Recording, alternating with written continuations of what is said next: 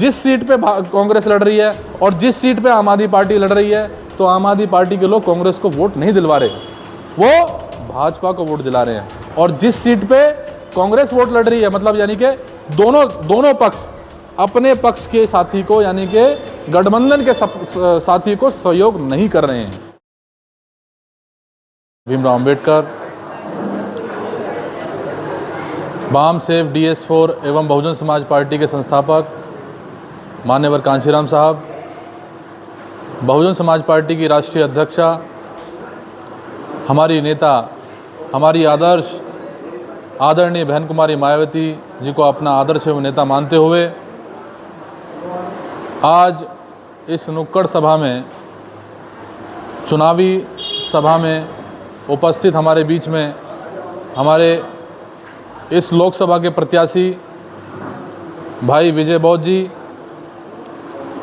पूर्व में रहे कर्नाटक के प्रदेश के प्रभारी भाई दिनेश गौतम जी, और आज इस सभा का संचालन कर रहे कैलाश माथुर जी, वह सभी सम्मानित साथियों को मेरा क्रांतिकारी जय भीम, नमो बुद्धाय। सम्मानित साथियों, अभी कैलाश जी भी आप लोगों को इस बात को समझा रहे थे कि भाई ये चुनावी सभा है, चुनावी मीटिंग है, और चुनाव जब अंत तक पहुंचता है तो तरह तरह के बहरूपिये, तरह तरह के लोग अपनी अपनी पार्टियों को, अपनी अपनी पार्टी यानी कि जो धन्ना सेठों की जो पार्टी है, वो हमारे समाज के लोगों को नुमाइंदा बना के हमारे बीच में भेज के और ये अफवाह फैलाने का काम करते हैं कि BSP वोट काटने के लिए और भाजपा को जिताने के लिए इन्होंने प्रत्याशी उतारा है, ऐसा रूमर ये फैलाते हैं। सम्मानित साथियों, ये नई बात नहीं है, ये बहुत पुरानी बात है। बार बार इस बात को वो कहते हैं जब चुनाव नज़दीक आते हैं। पर जहाँ जिस धरा पे हम लोग बैठे हैं, जो बाबा साहब डॉक्टर अंबेडकर ने हम लोगों को बुद्ध का धम्म दिया, पर हमें डॉक्टर अंबेडकर के अनुयायियों को इस बात को समझना चाहिए कि चुनाव हमारे मान सम्मान और स्वाभिमान की लड़ाई का चुनाव है।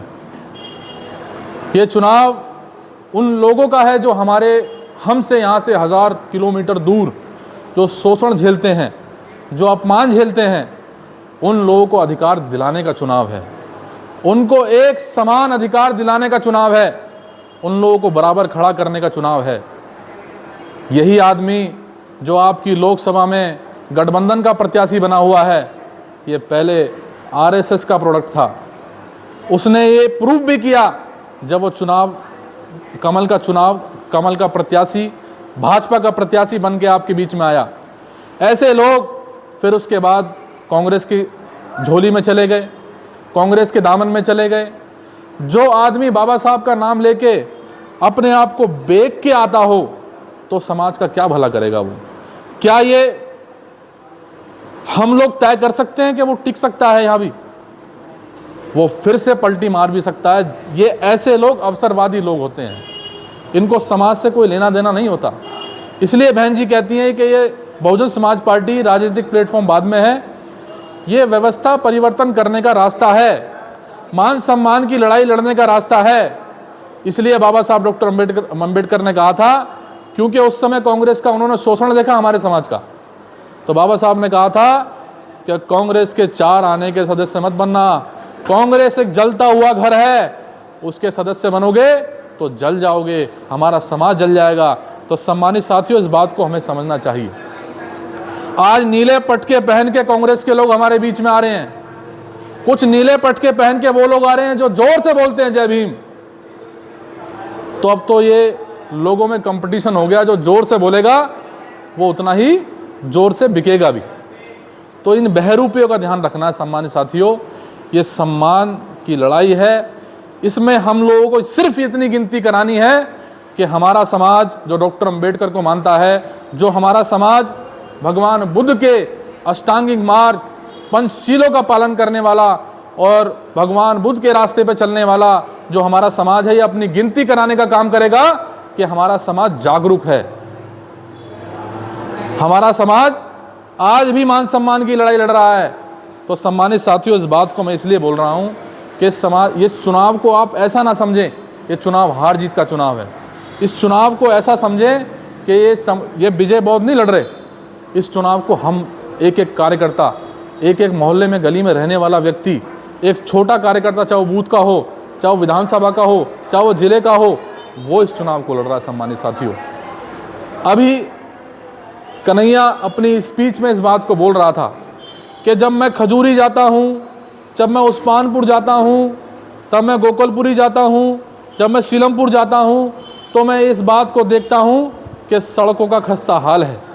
मैं देखता हूँ झुग्गी झोपड़ियों में जाके लोगों को पानी ठीक से नहीं मिल पा रहा, लोग अभी भी गंदा पानी पी रहे हैं। लोग अगर चलें, अगर वो सिग्नेचर ब्रिज से चल के अगर वो गोकुलपुरी जाना चाहे तो उनको 1 घंटा लगता है 1 किलोमीटर चलने में। तो साथियों, वो अपनी बात नहीं बोल रहा, वो भाजपा की बात नहीं बोल रहा, वो दिल्ली के अरविंद केजरीवाल का मॉडल बता रहा है कि कितनी ज़रूरत है उसको। तो सम्मानित साथियों, जिस सीट पे कांग्रेस लड़ रही है और जिस सीट पे आम आदमी पार्टी लड़ रही है, तो आम आदमी पार्टी के लोग कांग्रेस को वोट नहीं दिलवा रहे, वो भाजपा को वोट दिला रहे हैं। और जिस सीट पे कांग्रेस वोट लड़ रही है, मतलब यानी कि दोनों पक्ष अपने पक्ष के साथी को, यानी कि गठबंधन के साथी को सहयोग नहीं कर रहे हैं। तो इस बीच में जैसे आज यहाँ पर झाड़ू का चुनाव चिन्ह नहीं है सीट पे, तो हमारा वोट जो झाड़ू की तरफ चला गया था, तो हम लोग थोड़ी सी मेहनत करके अपने समाज के लोगों को वापस लेके आ सकते हैं कि भाई अभी विधानसभा का चुनाव तो दूर है, विधानसभा का चुनाव भी नहीं है, तो हम लोग ये ज़रूर कह सकते हैं कि जो हमारा वोट झाड़ू की तरफ चला गया था, कांग्रेस की तरफ नहीं गया था, तो वो लोग बीजेपी की तरफ को वोट को लेके जाना चाहते हैं, तो हम लोगों को अपनी तरफ उसको खींच के लेके आना है। इसके लिए हम लोगों को मेहनत करनी पड़ेगी।